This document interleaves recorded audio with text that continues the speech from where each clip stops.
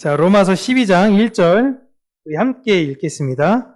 그러므로 형제들아 내가 하나님의 모든 자비하심으로 너희를 권하노니 너희 몸을 하나님이 기뻐하시는 거룩한 산 제물로 드리라. 이는 너희가 드릴 영적 예배니라. 아멘. 오늘 제목은 우리의 삶이 예배입니다 라는 제목인데요. 아마 이 내용은 교회를 다녀보신 분들이라면 아주 귀에 못이 박히도록 들었던 내용일 것입니다. 삶이 예배입니다. 그런데 이제 제가 많은 사람들에게 물어봐요. 삶이 예배가 무슨 뜻이죠?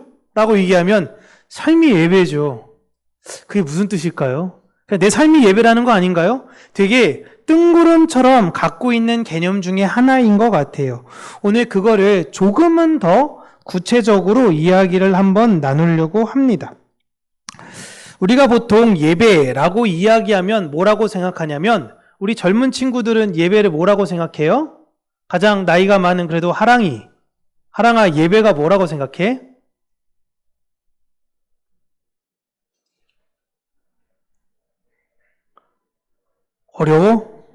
어렵나요? 지금 다들 질문할까봐 고개를 다들 많이 숙이고 계시는데 미안해요, 우리 하랑이. 보통 예배라고 이야기하면 교회에 와서 이 예배당에 드리는 이 시간만을 예배라고 떠올리기가 쉽습니다. 하지만 바울은 로마 교인들에게요, 예배는 단지 예배당에 모여서 드리는 시간만에 가리키는 것이 아니라 우리의 전 삶이 예배가 된다라고 말하고 있습니다.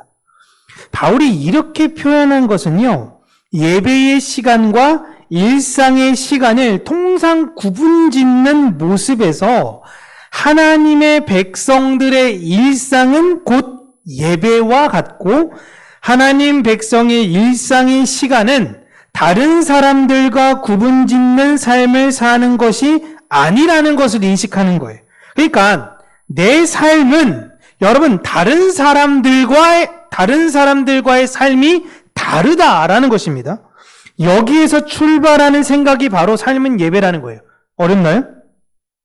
그러니까 쉽게 이야기하면 일관되게 사는 사람들, 세상 사람들은 여기에 가면 내 모습이 있고 저기 가면 내 모습이 달라요.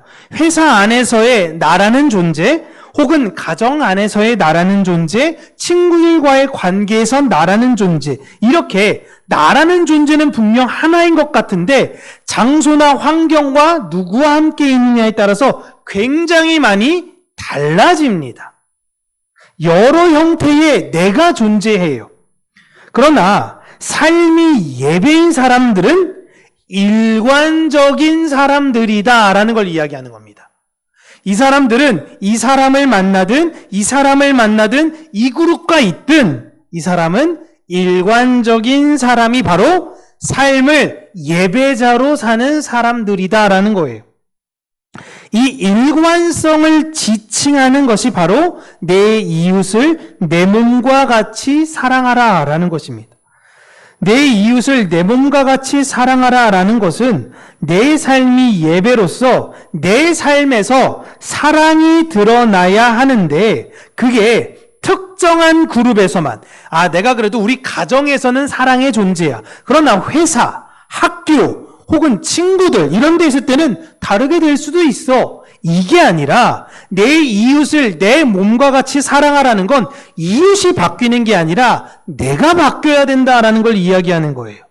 내가 어디에 있든지 나는 사랑의 존재로서 살아가는 것, 특정한 사람들에게만 사랑하는 것이 아닌 사랑이라는 일관성을 가지고 살아가는 존재들, 그들이 누구냐? 삶을 예배로 살아가는 예배자들이다라는 것입니다. 중요한 건 일관성만 생각하시면 돼요. 영국의 설교자 찰스 스펄전에게 한 청년이 찾아와서 물었습니다. 목사님, 저 하나님께 예배드리고 싶은데요. 제가 하고 있는 일이 신발 수성공이에요.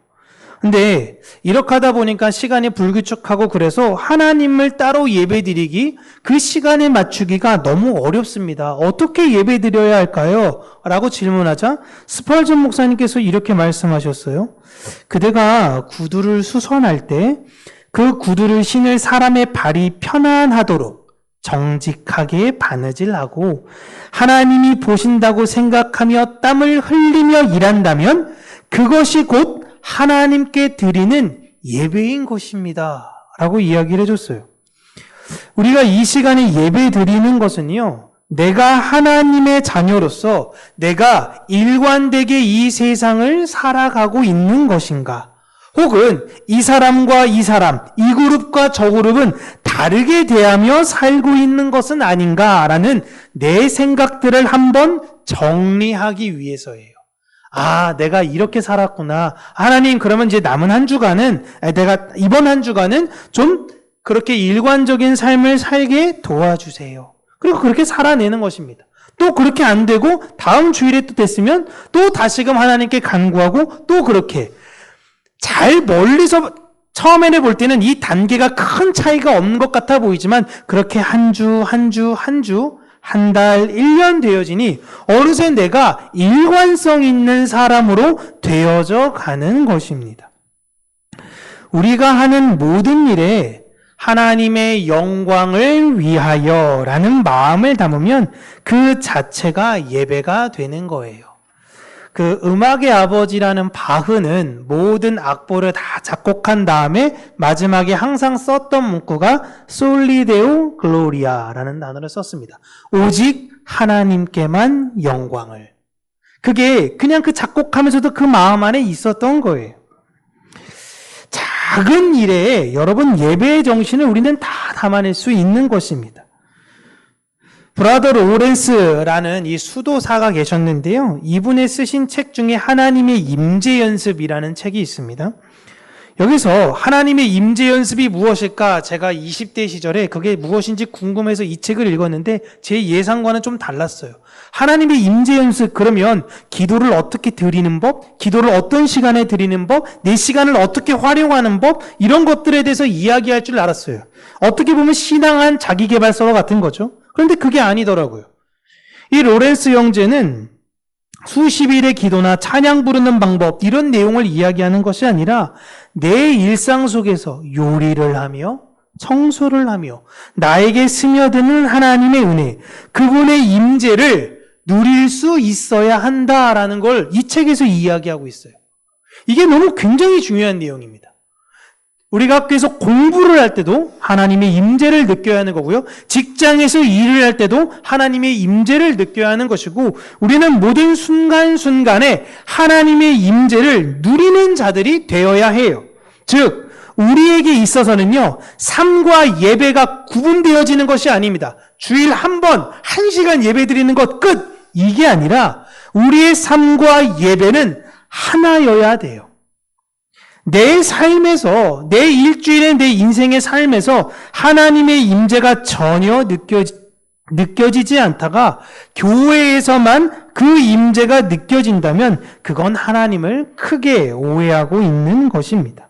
사실 이건 새신자분들에게서나 드러나는 모습인 거예요. 여러분, 꽃을, 우리가 너무 향기 나는 꽃을 하나를 이제 가지고 이렇게 와요. 우리 교회로 이제 가지고 옵니다. 그럼 그 꽃이 너무 향기로워서 우리 교회 갖고 왔는데, 내가 밖에서는 좀 향기를 내뿜겠지만, 이 교회는 아닌 것 같아. 교회에서는 향기를 안 낼 거야. 이럴 수가 없어요. 그 꽃은 장소가 어디든지 그 향기는 사라지지 않습니다. 예수의 꽃을 가진 자들은 예수의 향기가 그가 어디에 가든지 나게 되는 거예요. 예배당 안에서만 향기가 막 나서 하나님 우리의 예배를 받으시옵소서, 영광 받으시옵소서라고 해서 그때만 향기가 확 나다가 이 문을 나가고 일주일간 내 삶을 살았을 때는 향기 없는 상태로 사는 것이 아닌 우리의 모든 삶은 예수의 향기가 나게 되어져 있다라는 것입니다. 여러분, 세상 사람들은 우리가 주일 예배 어떻게 드리는지 몰라요. 여러분 친구분들이 여러분 예배 어떻게 드리는지 아세요? 예배가 뭔지는 아세요? 그거 모르는 사람도 많잖아요. 그냥 대충 뭐 앉아가지고 뭐 많은 사람들이 얘기하길 우스갯소리로 성당 한번 가봤는데 좀 자려고 하니까 계속 일어나래. 일어나서 있다가 앉아있다가 또 졸려고 하니까 일어나라 그러고 앉았다 그러고, 교회에서 좀 자려고만 하면 옆에서 계속 아멘 아멘 아멘 해가지고 내가 잠을 잘 수가 없다, 이런 우스갯소리를 이야기를 하는데, 여러분 세상 사람들이 여러분 주일 예배 어떻게 드리는지 모릅니다. 세상 사람들은 여러분 언제를 봐요? 월요일부터 토요일까지예요. 회사에서예요. 학교에서예요. 그때 보이는 여러분의 모습이 그들이 볼 때 여러분들이 하나님께 예배드리는 자의 예배드리는 태도로 보는 거예요. 우리가 삶 속에서 정직하게 일하고요, 사랑으로 다른 사람들을 한 번 더 관용으로 대하고 선한 행동을 할 때 사람들은 여러분들을 통해서 하나님을 알게 돼요. 그래서 우리를 가리켜 창문이라고 이야기해요. 세상이 우리를 통해 주를 보는 거예요. 초대교회의 한 기록에 따르면요, 로마 사람들이 그리스도인들을 보고 이렇게 말했다라고 이야기합니다. 저 사람들은 우리랑 똑같이 일하고 똑같이 먹고 똑같이 마시는데 이상하게 다른 게 하나 있다라는 거예요. 그들은 서로 사랑하고 가난한 자를 돌보고 원수들에게도 친절하더라라는 겁니다. 그들의 삶을 보니 마치 하나님께 제사 드리는 것과 같다는 것입니다. 하나님의 백성들에게 있어서 세상이 보는 평가는 딱 하나예요. 일관성이에요. 저 사람 참 일관성이 있어. 근데 그 일관성이 여러분, 근데 제가 늘 느끼는 건데, 뭐 나쁜 사람들도 나쁜 사람이 일관성을 갖고 있다, 여러분 그거 없습니다. 제가 유영철 씨 그 사건 기록문에 대해서 옛날에 본 적이 있었거든요. 유영철도 자기 아들을 끔찍하게 사랑했어요. 연쇄살인마 유영철도 남의 돈을 뺏어요. 남을 죽인 다음에 그 돈 갖고 와요. 그리고 집에다 송금해요. 내 애들 잘 먹여 살리라고. 연쇄살인마도 자기 가족은 사랑합니다, 여러분. 악한 자들도 일관되지 않아요. 그런데 하나님의 백성들은 일관돼요. 근데 그게 사랑의 모습으로 일관되더라라는 것입니다. 사랑하는 우리 평강교회 성도님들, 예배는 일주일에 1시간 드리는 종교적 행위가 아닙니다.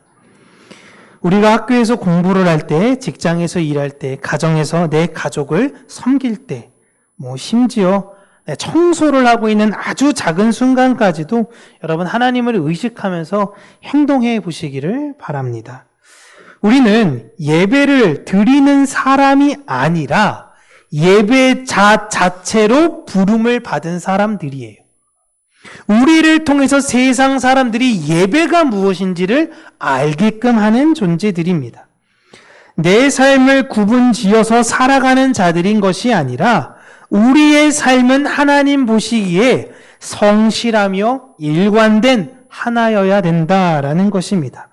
그런데 새신자도 그렇고 신앙에 있어서 처음부터 그렇게 될 수는 없죠. 그러나 우리의 마음의 지향성을 거기에 두고 점점 그 길을 향해 한 걸음 한 걸음씩 걸어가면서 에베소서에서 이야기했듯이 주도 하나요, 성령도 하나요, 결국 우리 안에 있는 믿음을 하나로 만들어져서 우리의 삶을 일관되게 이끄신 하나님을 여러분은 만나게 되실 것입니다. 그렇게 일관성 있는 사랑으로 이 세상에 예수를 전하는 우리 모두가 되시기를, 이 추석 안에 우리 집안 가족들에게 사랑으로 예수 그리스도의 사랑을 잘 전하시는 저와 여러분들 되시길 주님의 이름으로 축복합니다. 기도하겠습니다. 참 좋으신 하나님 아버지, 우리가 우리의 삶 가운데 일관된 자로서 그 하나님의 사랑을, 그 하나님의 은혜를 우리가 입술로만 혹은 이 예배당에 와서 이 시간에만 고백드리는 것이 아닌 우리 삶 속에 고백드리는 자가 되게 하여 주시고, 어찌하면 내 삶 가운데서 예수 그리스도의 모습이 나타날까 더욱더 발버둥치며 한 걸음이라도 더 그 길을 걸어가기 위해 애쓰고 참된 평안을 이 세상 가운데 전해주는 하나님의 사랑을 가진 우리 평강교회 모든 성도님들이 되게 하여 주시고, 특별히 긴 이 추석 명절 가운데에 하나님의 사랑을 내 주변 이웃들에게 잘 흘려보내주는 자가 될 수 있도록 은혜 허락하여 주시옵소서. 그의 주님께서 우리를 부르시는 그 은혜의 날까지 십자가라는 그 일관된 길을 믿음으로 걸어가는 우리 모두가 되어지기를 간절히 원하옵고 살아계신 예수님 이름으로 기도합니다. 아멘.